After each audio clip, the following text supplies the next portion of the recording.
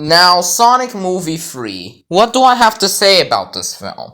Well, it's actually really dang good. I really love this film. It's probably one of the best. I think it's actually the best Sonic film out of all the three films.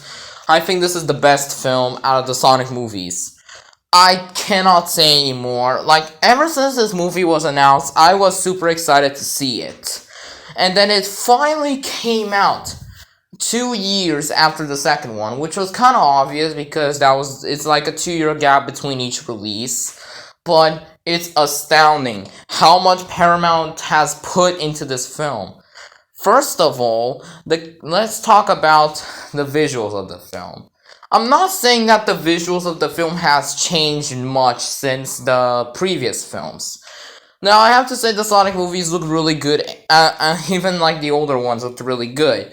But of course, it doesn't seem like the animation was really the tactic here, as it stood pretty much the same. Which I really like, that the animation is staying pretty consistent. It does upgrade in the visual aspect, that the animations are a bit smoother and more detailed, and they can do a lot more stuff. And I love to see improving in animation. I love to see that it still stays consistent, so it doesn't like pass this other two previous films. So you can like go watch all these three films now at the same time, and you won't tell, and like you're watching a full ass film. Another thing I really like is Shadow in this film. Shadow was amazing in this film. It really showed off that he was very spent to do what Maria wanted, since, this game is based on the Sonic adventure games. Because, like, the first Sonic movie was mostly like Sonic 1, Sonic 1 really didn't have, it was like only Sonic and Robotnik. And then we had, the human characters like Tom, Maddie, and Rachel, who were kind of added for comedic effect.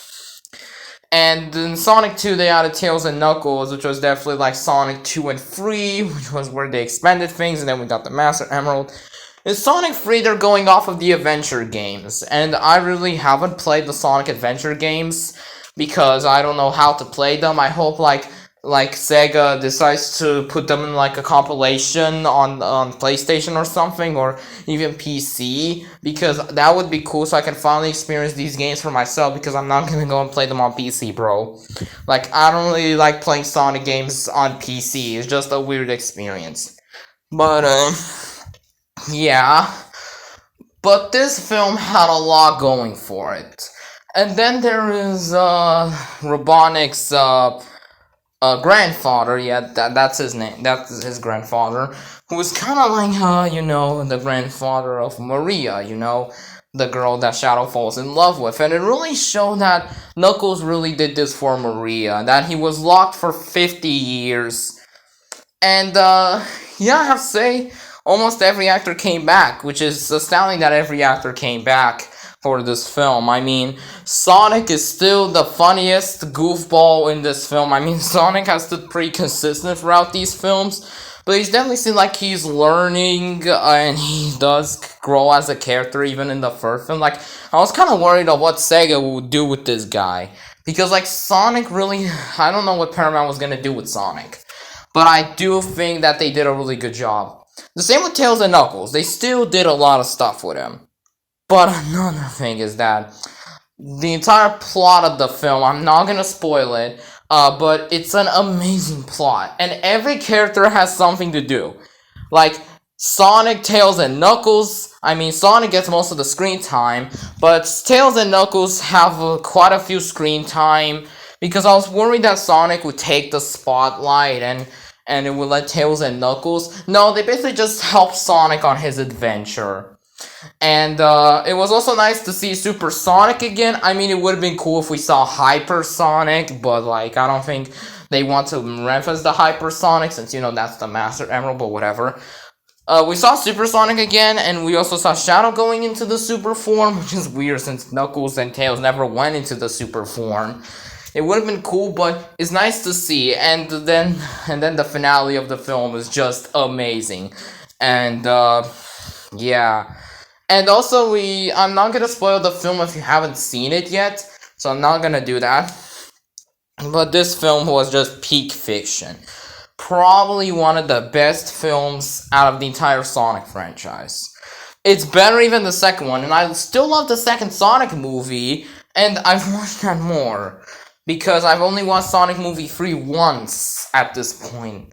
But I know it was awesome, and I really hope that I get to watch it again. If it does release on Netflix, I'll watch it because, like, come on, man, it's amazing. And then also like Robotnik was also still great in this film. I mean, Robotnik. I know there were two Robotniks, but my God, the main Robotnik is just again hilarious, and the actor that does him really knows how to give this character a wacky scenario. Like a wacky scenario, and it's just so fun. Dr. Stone did some other stuff in this film, and I wonder what it could do with him. But they really influenced himself, especially with Shadow, because Shadow has a lot of connections to Eggman's grandfather. I don't know his name, but and then there's the military. I mean, there's a lot of cool references. There's also like a Chow Garden and other cool stuff. And then there's the human characters, which, of course, the human characters are not really the biggest part of these films. But I'll have to say that they still have a role. I mean, Tom and Maddie they do kind of help out Sonic, which, I mean, it's kind of cool because in, like, the previous two films, they never really helped out Sonic. They were just, like, kind of there for some reason, like Sonic's Guardians, but they never really, like, helped out in battles and helped out Sonic, really. I can't tell the ending of, like, the end, around the end of the second film when they have, but in the second film, it was mostly about their wedding. I mean, the first film, it was mostly about Rachel, and that is that Maddie was at Rachel's home, and that Tom didn't really know Sonic, and it was kind of an accident meeting him. And then in the second film, they had the entire wedding thing, and, Hawaii. And now, it seems like it's like, they really help out with Sonic's plan to stop Dr. Robotnik. They really help out, and it's really cool. And then there's the agency, another cool thing, a part of the film. But yeah, now I do get this plot is that there's a part where the ancient thing that Sonic betrayed them again, but like that was probably very common to do. Because now I do say that joke has gone a bit old, since that happened like so many times that, oh yeah, Sonic is a friend to Earth. But like that had already happened twice in both the first and second film. I mean, the entire plot of this first film was that Sonic wasn't really a threat, he was to Earth, he was just trying to save Earth. And then in the second film, they kind of decided to do the same bullshit. And, like, it was good for the first time, since, like, in the first film it was fine. But when they dragged it on for the other two films, it kind of just got more annoying. And they never resolved it. Like Sonic never really apologized that he never really did that. Also, it was not really Sonic's fault, because he had to take like a key or something. The commander decided to give it to Sonic because he thought he was useful.